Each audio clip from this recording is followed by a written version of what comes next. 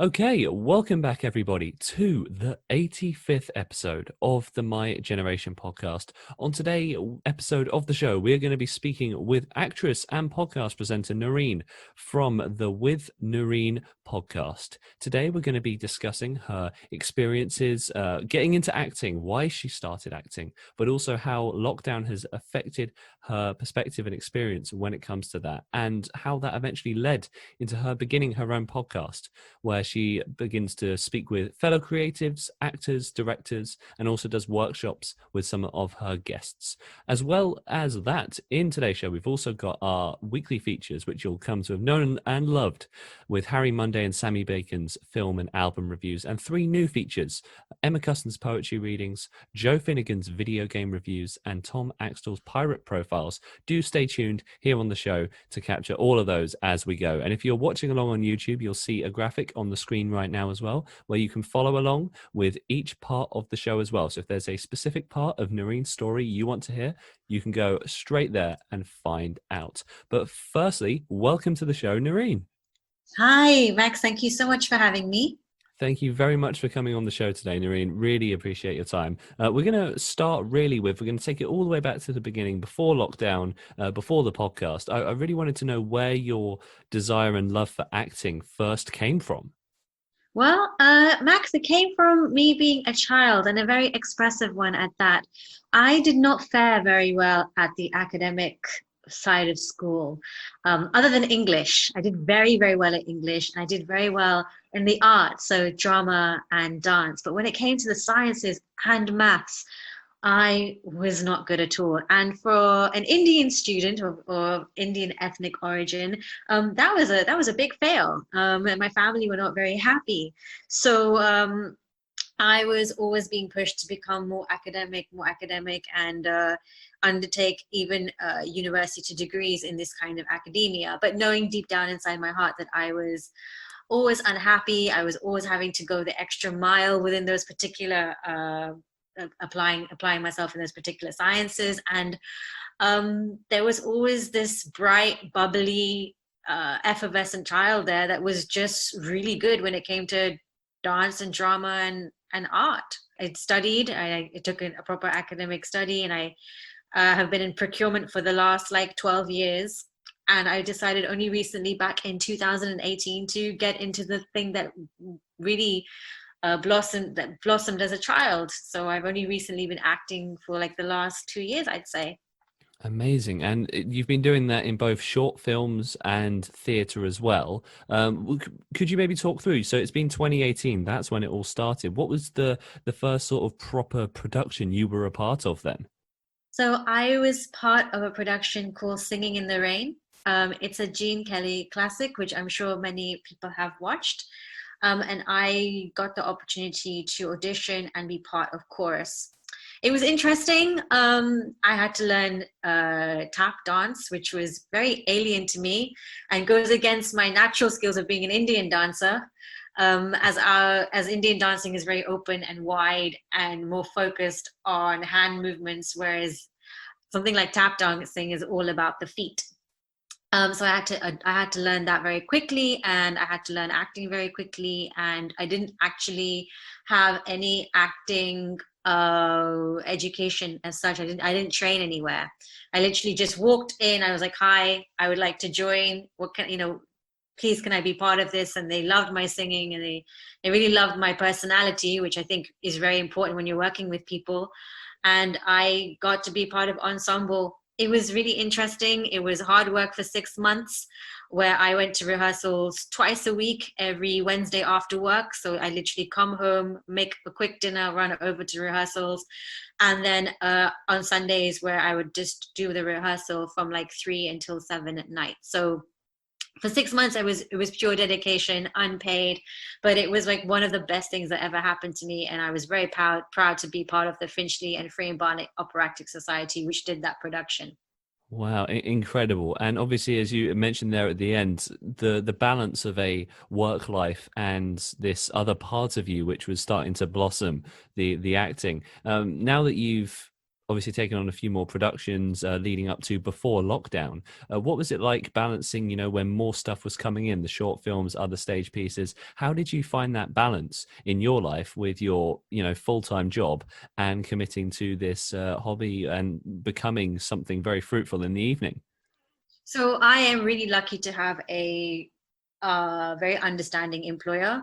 I am a supply chain manager at the moment, so I work in the profession that I work in is otherwise known as procurement. It's a 9 to 5 job, and literally as soon as it hits 5, I become this other person, which people don't know me as inside the office. And I would take my annual leave to go to work on these projects. So some of the more recent filming projects that I did,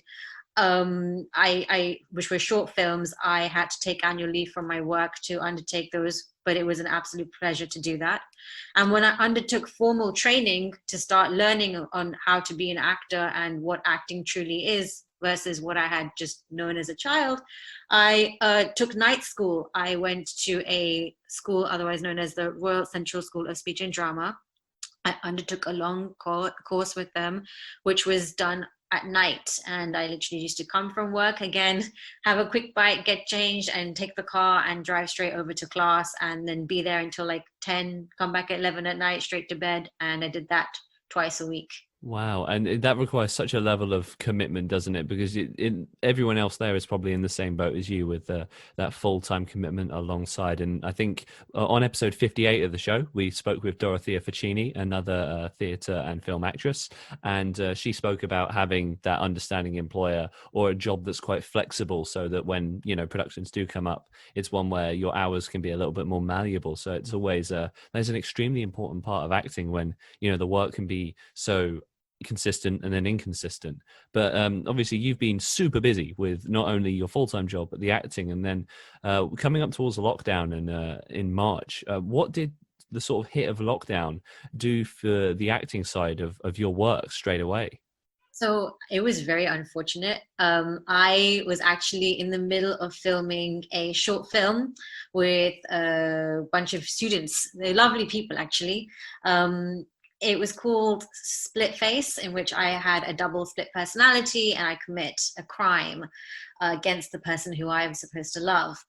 And it came right in the middle of like the filming. I was supposed to do I had one more day left. Lockdown came and it kind of disrupted everything, and it became very difficult. Now, in a situation where God gives you lemons, you have to make lemonade. And for sitting at home for all those months, we were not allowed to go to work, I couldn't film. I got very creative with the idea of interviewing different actors, directors, and producers all around the world, in different corners of the world. And I created a show, and that show is called With NUREEN. Now you can get that show on Instagram, on my Instagram page called With NUREEN. And I've interviewed so far approximately maybe 35 different artists throughout lockdown every week. And each artist was sharing their triumphs, their tribulations, their failures, their lessons learned that they had created within their acting career. And I found it super insightful.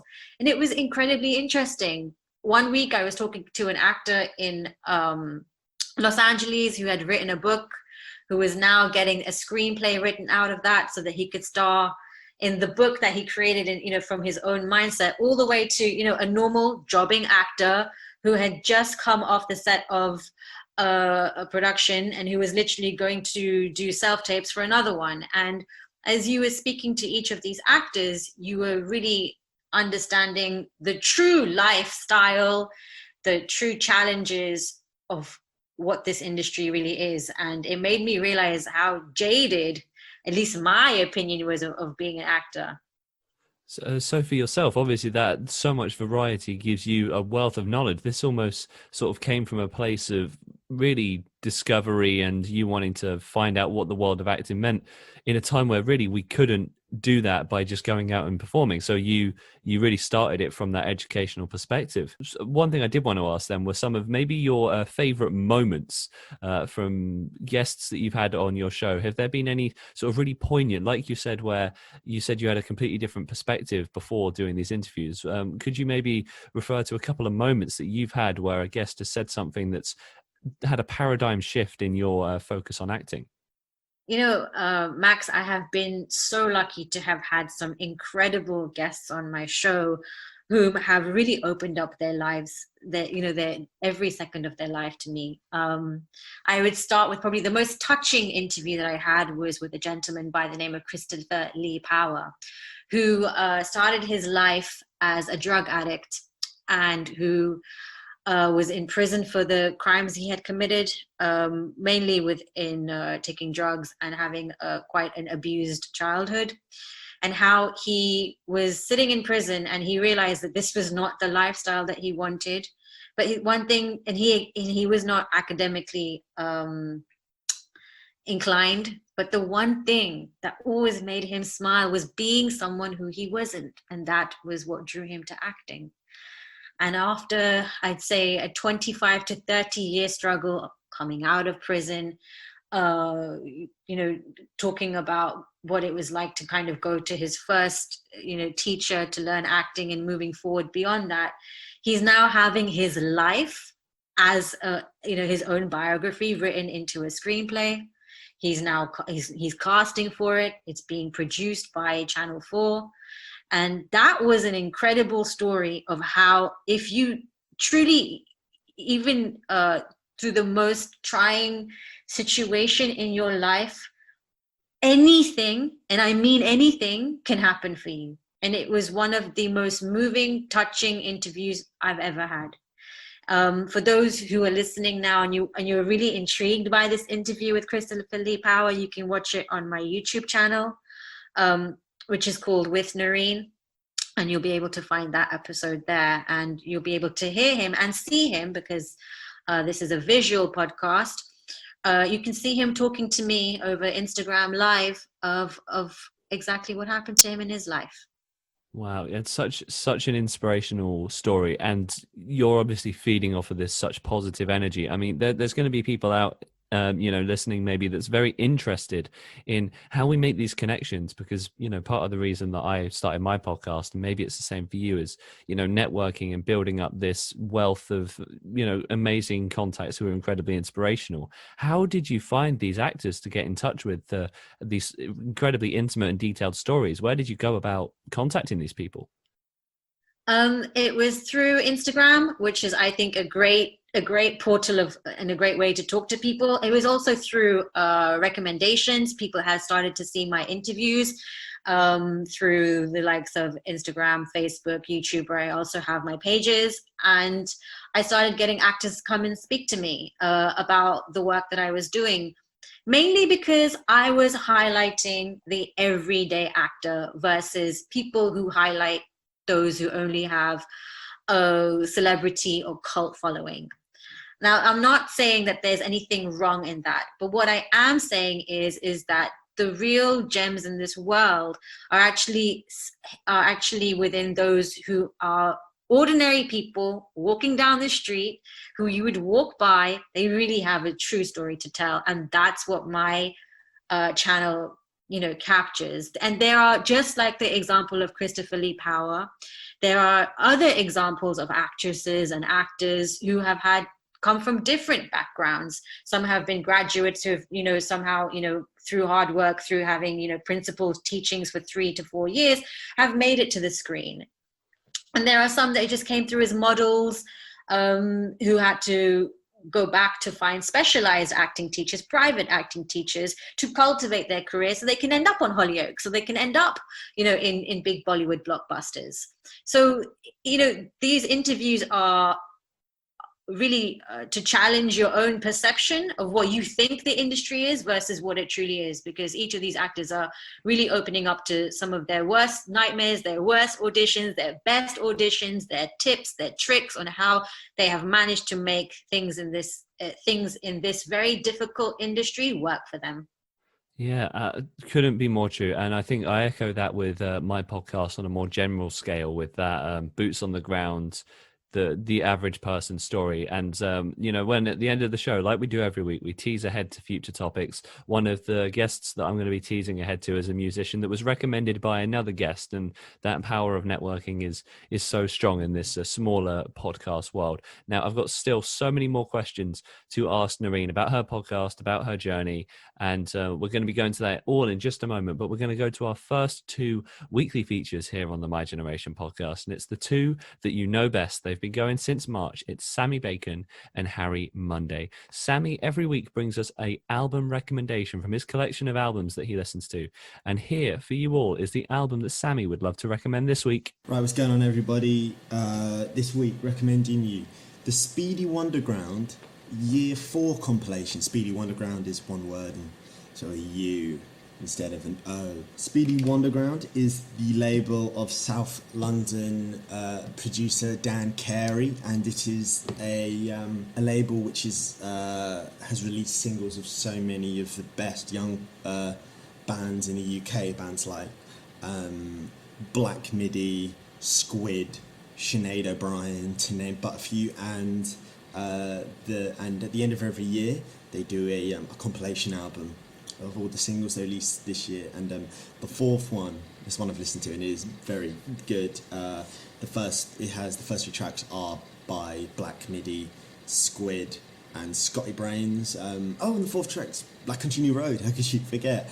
Speedy Wonderground's a fantastic label to just check out and know about. Dan Carey as a producer as well has so many interesting and just has a great production style. Apparently, Speedy Wonderground, when they're writing a single, the whole thing needs to be done in one day, and whatever is done in that day is in the song.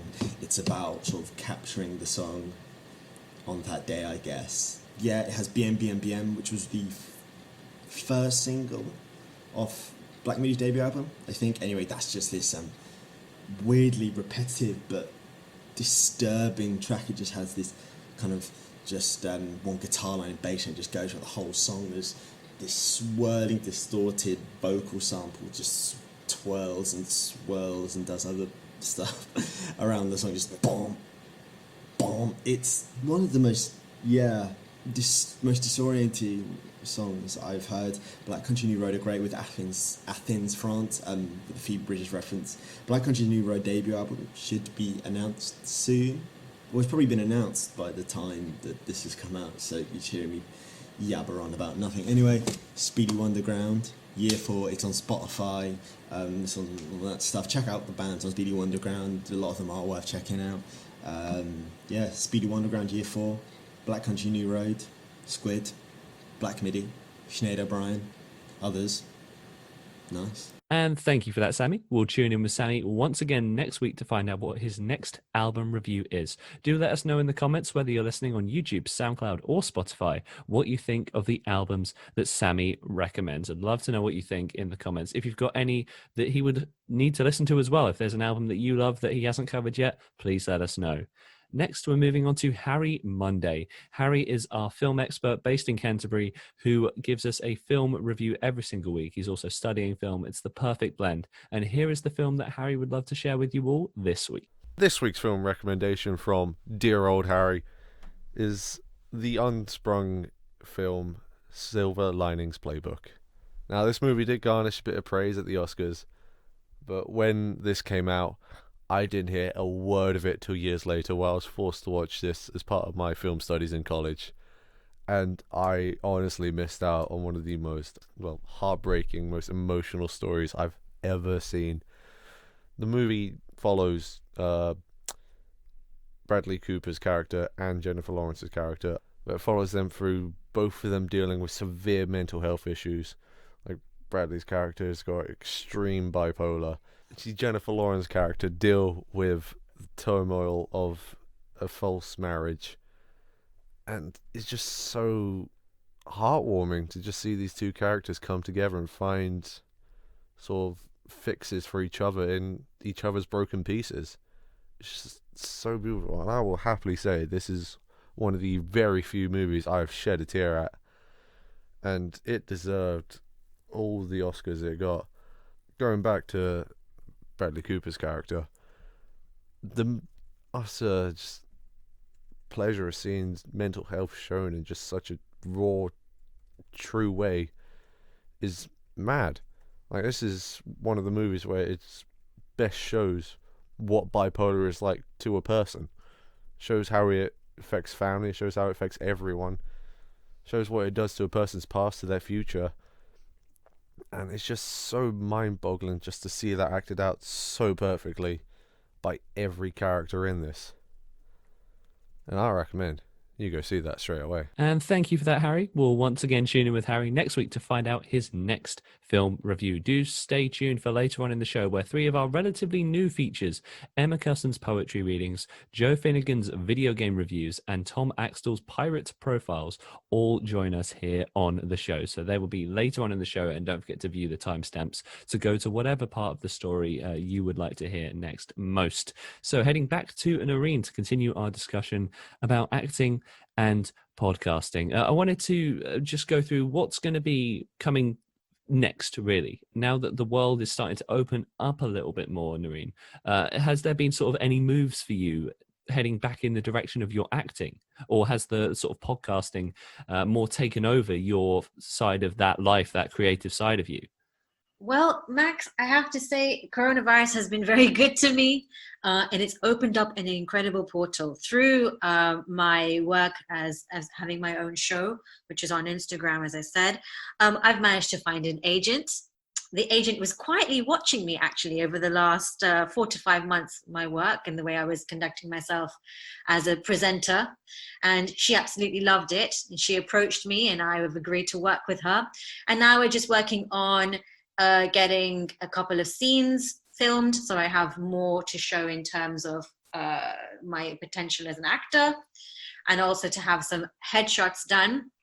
So that's an incredible position to be in when you think of the fact that 2 years ago I did not know how to act, and I never thought it would happen. And then as for the show itself, it's blowing up. I am having I have a 4-month waiting list now for stars, well, future stars of the world, as I like to call them, because they are the future stars of the world, for to be interviewed by myself. And I am trying to change the show's format. I'm trying to get live musicians on, live singers to come on the show as well, because again, it's all visual, so you can actually see these people on the face of it. And I'm trying to make it really interactive. And I think that's one of another really lovely things about my show. If you are an audience member, you can literally come on the Instagram live and you can ask questions to these actors, and they interact with you. They tell you the answer to these questions, and you really do feel part of an audience experience. And that's something, again, my following has increased as a result of Corona too. So coronavirus has been very, very good to me, Max. I have really enjoyed it, and I shouldn't be saying that, but I have. No, but I know what you mean, because even though this time has been, so tragic overall, it's had so many silver linings that have ended up coming from it, in terms of social media, in terms of creativity. I've spoken with people in the gaming and streaming sector, and how that industry is absolutely skyrocketing because of the time people have at home, but the desire to interact socially. You couldn't be more right. It's that people want to be able to be social. Would you say that these podcast styles, these live ones now, they're almost sort of like that substitute when people haven't been able to go out? You almost feel like you're in the room with them listening, don't you? Yeah, absolutely. And I think there is an education value, there is a performance value. And I think also audiences are changing. An audience that would have originally sat in the cinema for 2.5 hours watching a movie, it's not so appealing anymore. And coronavirus has made that come out even more.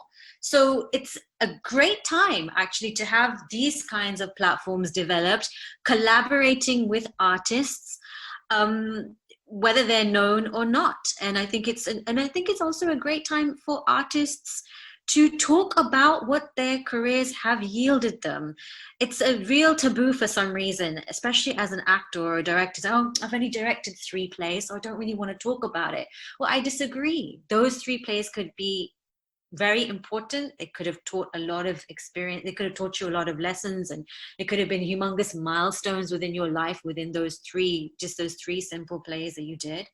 But there are so many people out there that want to learn from that, because whilst we live in an educational world where we're taught the basic principles of how to make a film or the basic principles of how to act, no one tells you the nitty-gritty underneath that. So these podcasts or these chat shows, which are talking to normal people who are trying to develop their lives so that they can be at the top of their game and receive an Oscar, are willing to open up and talk about that, because once they reach that platform, they won't be able to.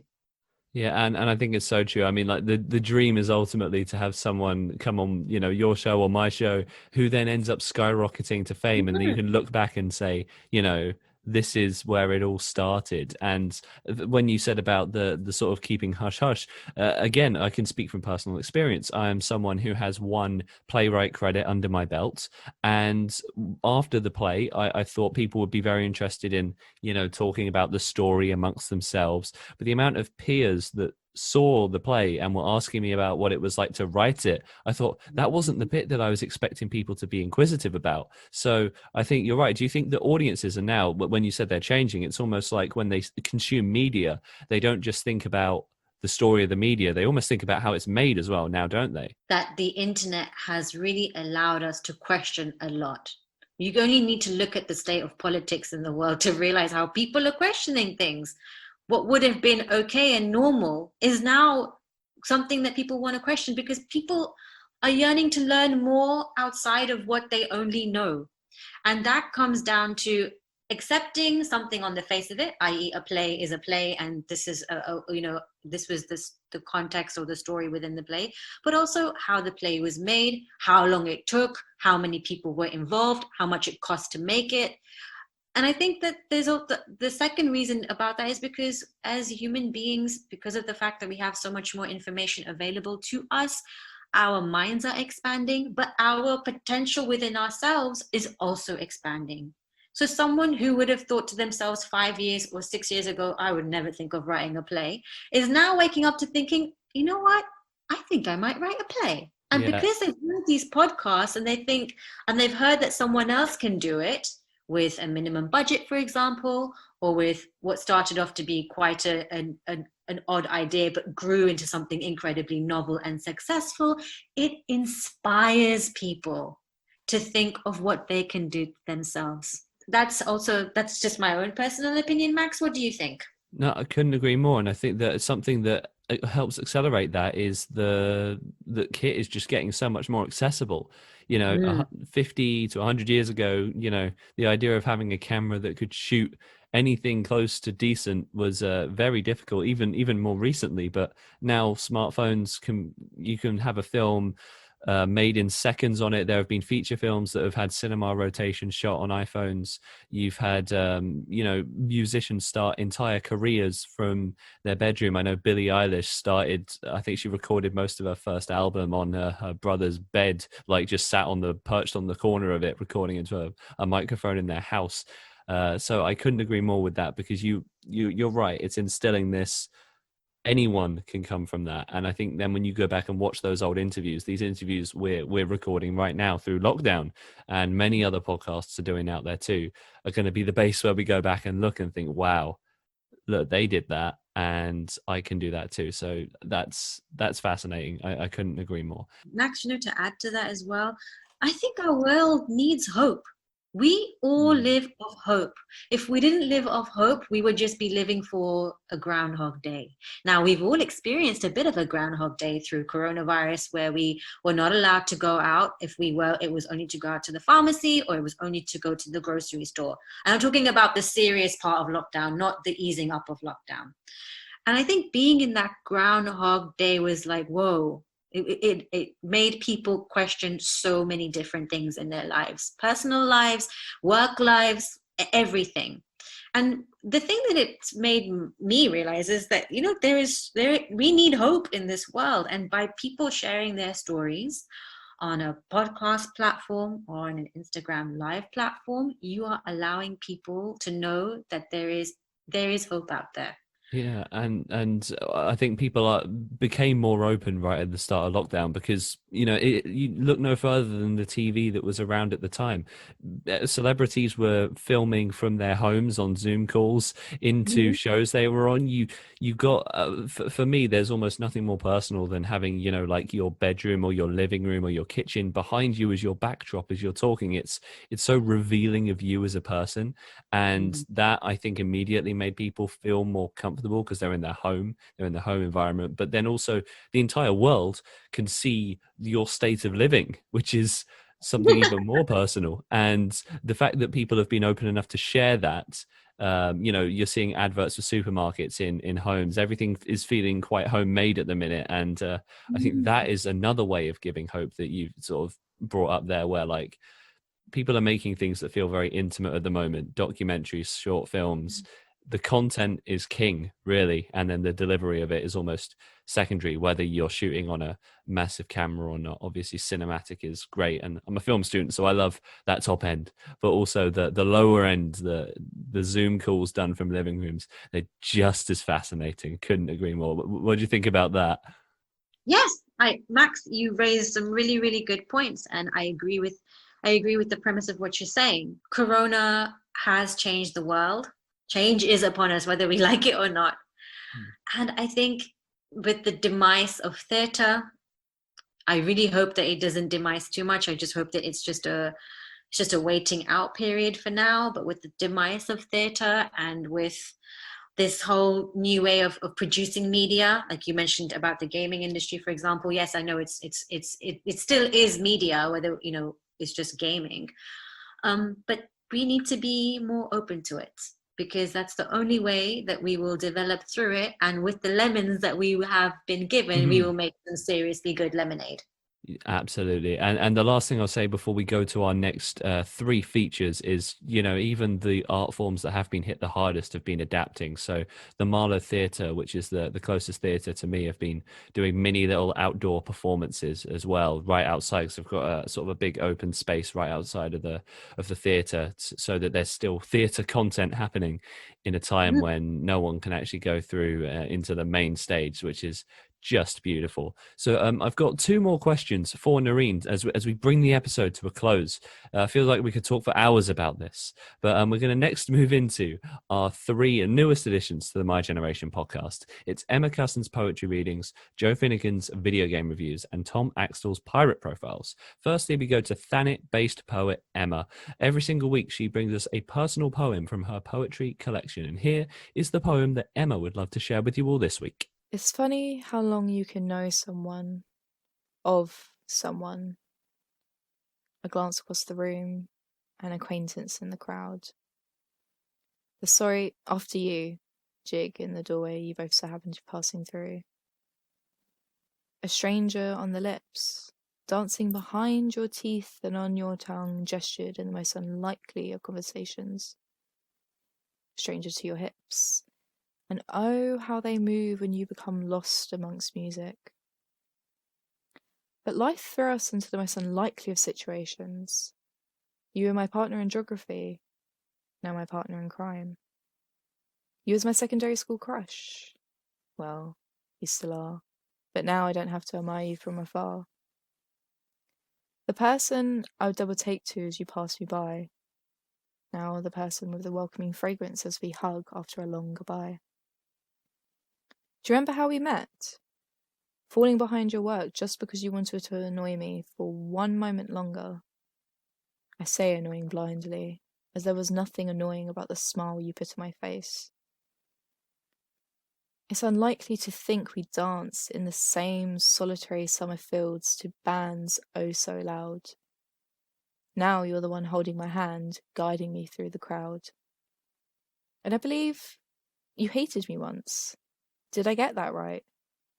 Now I'd hate to think of life without you if I'm completely transparent. It's unlikely at best how long you can know someone.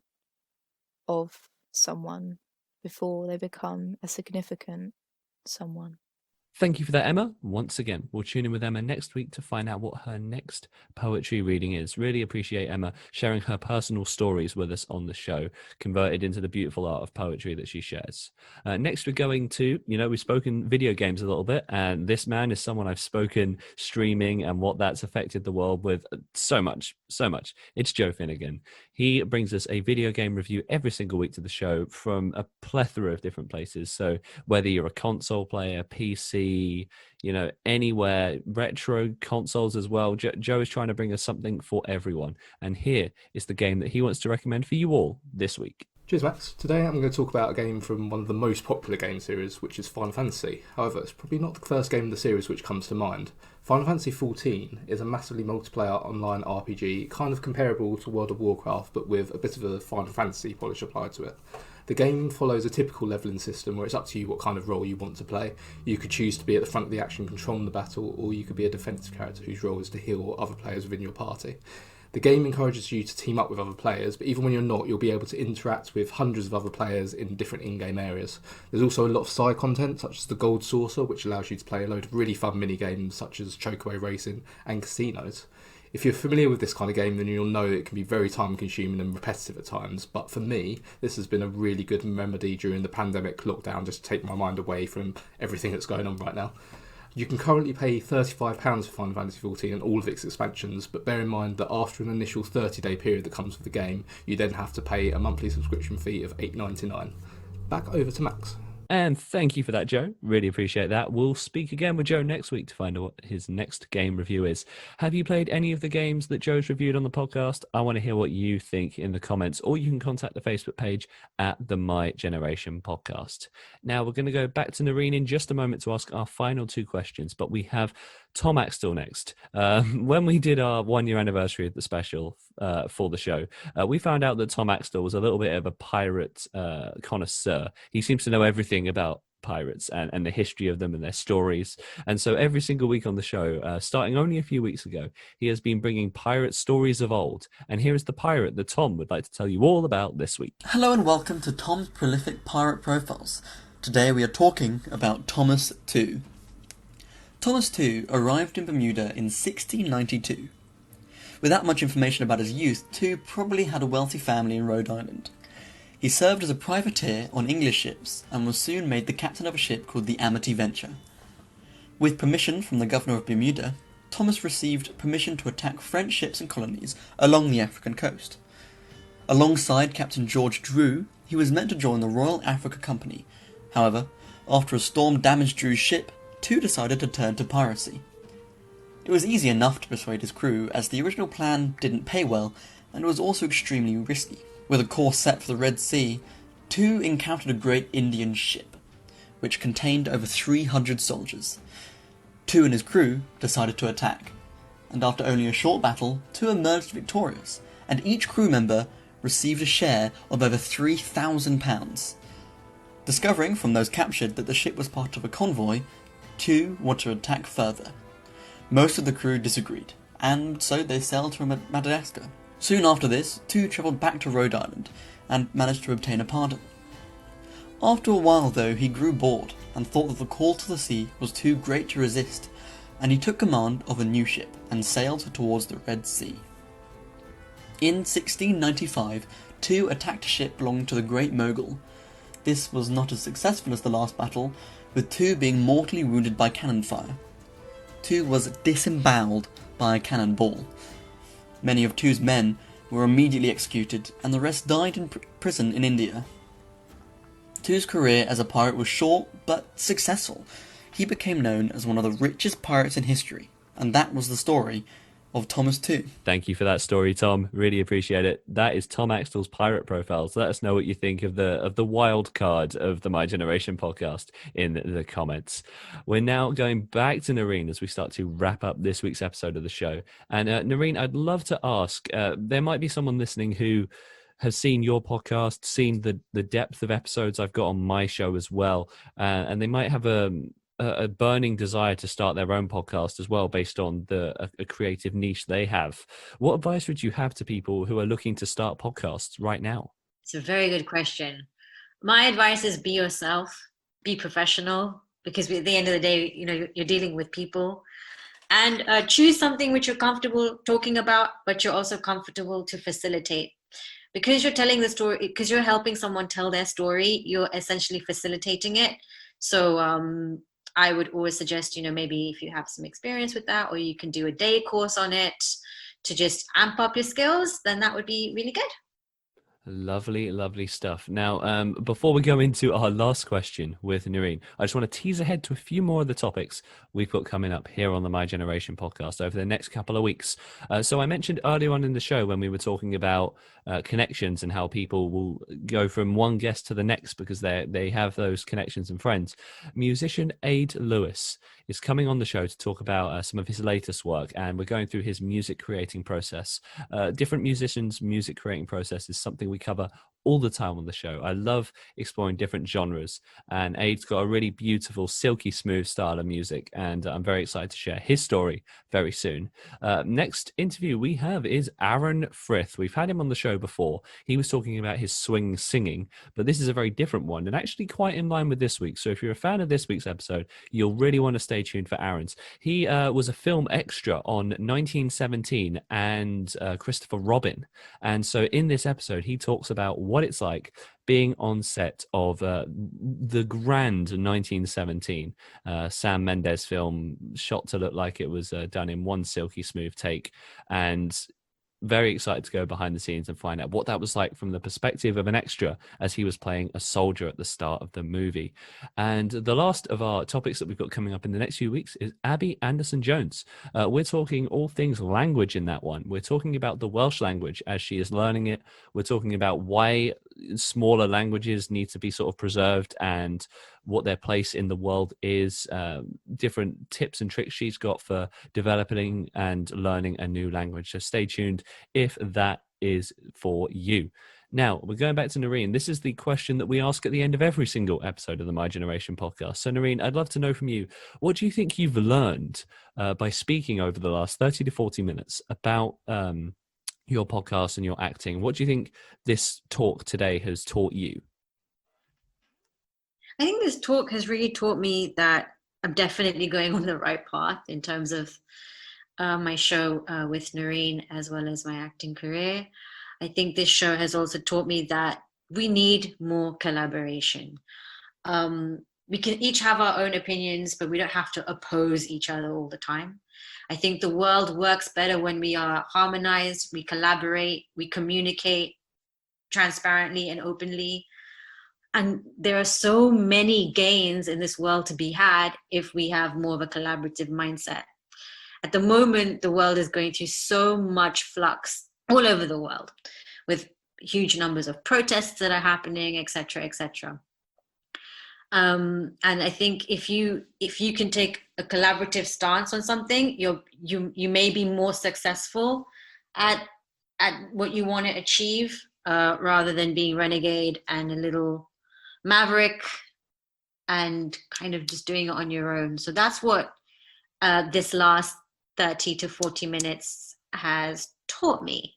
Lovely stuff. Well, thank you for sharing that, NUREEN. I couldn't have put it better myself. It's the collaboration we've all had in this time has been something that's kept me going, and many of us. I do a weekly feature on BBC Radio Kent that has allowed me to connect with even more new people in this time, really focused me, and the ability to connect with so many people when I physically can't leave the house is so strong. And I've been living with family members, so going out hasn't been as easy for me as most people. So I've been coming out a little bit later, but being able to still be indoors and feel like the world's at my fingertips couldn't be more right. And I've been listening through to some of NUREEN's stuff. It's well worth going and listening to. I know she's said the name of it a million times in the show as well, and so have I, but I'm going to also put the links in the description wherever you're listening: YouTube, SoundCloud, Spotify, also the Facebook page. So if you want to go and find her work, it's all there. Please follow NUREEN on Instagram, because then you can get them live, can't you, NUREEN, instead of just seeing them afterwards.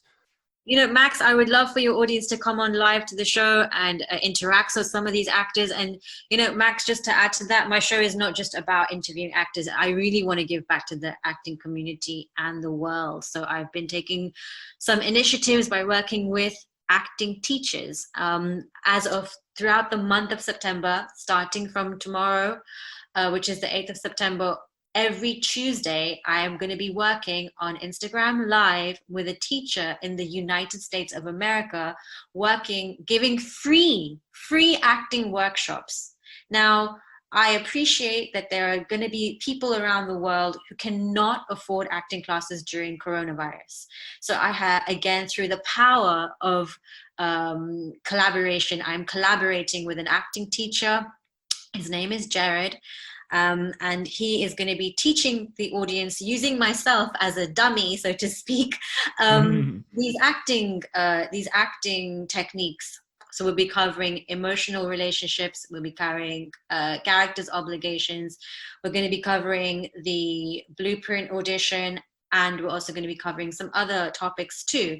Now, if you missed them, I understand you may have missed them, you can go back and you can watch it on my YouTube channel, which is with NUREEN, where you can find all of those workshops there. But you'll also find other workshops, such as American accent workshops, British accent workshops, and some Meisner technique workshops as well. So that's one side of, that's another side, I should say, of what I do with my show. Then the third side is actually we're trying to champion charities from around the world as well. So we recently just did a 45-minute special show where we are championing the country of Tanzania and the girls who are living in the villages of Tanzania who cannot afford period pads. Now, I know you're probably laughing at home saying, well, what's that got to do with acting? I think a huge part of an actor's life in this world is we are reflecting the condition of society. And we do that through the roles that we play, whether it's an axe murderer, whether it's a mother who is single and doesn't have the money to support the family in the film. We are reflecting the condition of the world.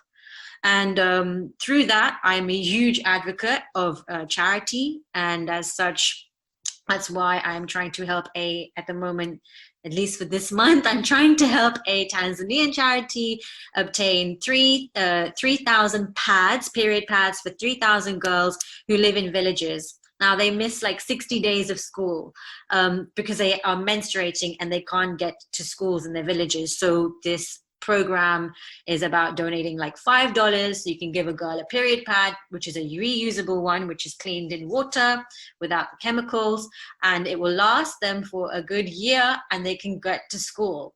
So it's another string to the world that I'm creating called With NUREEN.